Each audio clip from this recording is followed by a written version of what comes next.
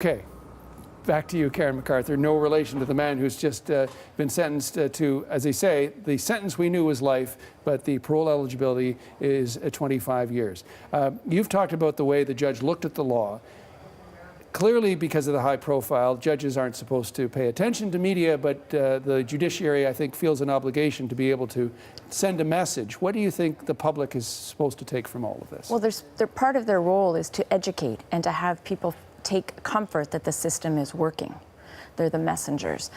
So after Bruce McArthur was led out of the courtroom by the two court guards shackled up, Justice McMahon continued with his messaging.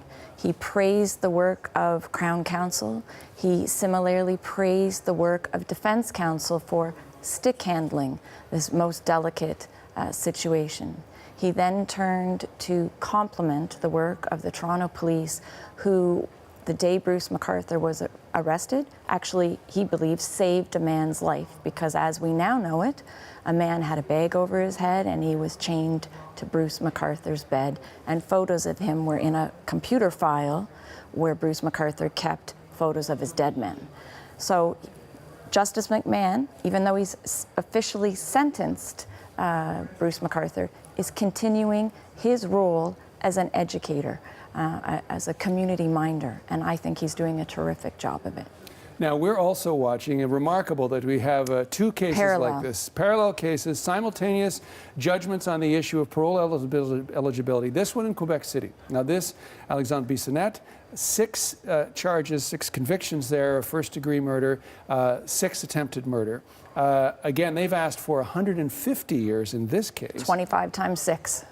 We can't necessarily read into the judge's mind there, but what are the issues around that particular case? Well, I've been following Alison Northcott, CBC Twitter feed. No relation. No, she's not a relation. No. In Quebec, and I think we may be getting into an extended or consecutive murder or periods in this case, because the judge is now discussing, Justice Hewitt is discussing some of the aggravating factors, including that children were subject to his attacks, that he went into a place of worship and did what he did. So Justice Hewitt is listing off the aggravating factors, and if I were a pundit, which apparently I am, I think it might be 50 or 75 years. So it's worth noting that in the McArthur case, the reference to Bruce McArthur being as old as he was sort of prevented the aspect of, is a flip side, but in the case of Alexandre Bissonnette, he is a young man, he's still in his 20s. So how does that add up in terms of those consecutive terms, and does that mean that for someone so young the possibility of any kind of rehabilitation is, even at his age, thrown out? Only if consecutive sentences are imposed, and it just simply means about your freedom on the street. It doesn't prevent a person from getting the mental health treatment when they're inside the facility or from rehabilitating themselves, as it were. Right. So when you talk about the message they're sending, so let's again try and interpret this. If it does go up to 150 years, or it's a series of consecutive parole eligibilities, is a different message being sent? Is a message being sent about the sanctity of places of worship, about hate crimes, about all those other aspects? I think that could, obviously, because those are factors that are being taken into account by the judge as extremely aggravating in Mr. Bissonnette's crimes. So the messaging, yes, is very much a stamp of disapproval for sordid crimes of hate in places of worship attacking children. You talked last hour about in 1976 the death penalty was abolished in this country. Yes. But it had been since 1962 that anyone was actually executed in this country. Right.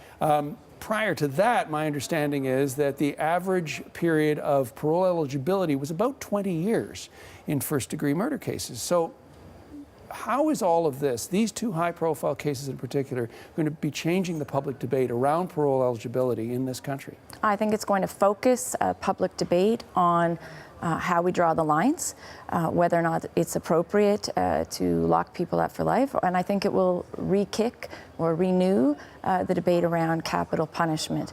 There is, from my perspective, sort of across the globe, a diminishing respect for human life. We're seeing an increased rise in authoritarian states and sort of a commonsensical view that the individual is not that important. And of course, for the better part of the last 100 years, Canada has been built upon liberal democratic values where the sanctity of human life has been paramount, and I think that is diminishing, and that will be part and parcel of the discussion that flows out of what's occurring in the Ontario courtroom today and the Quebec courtroom also today.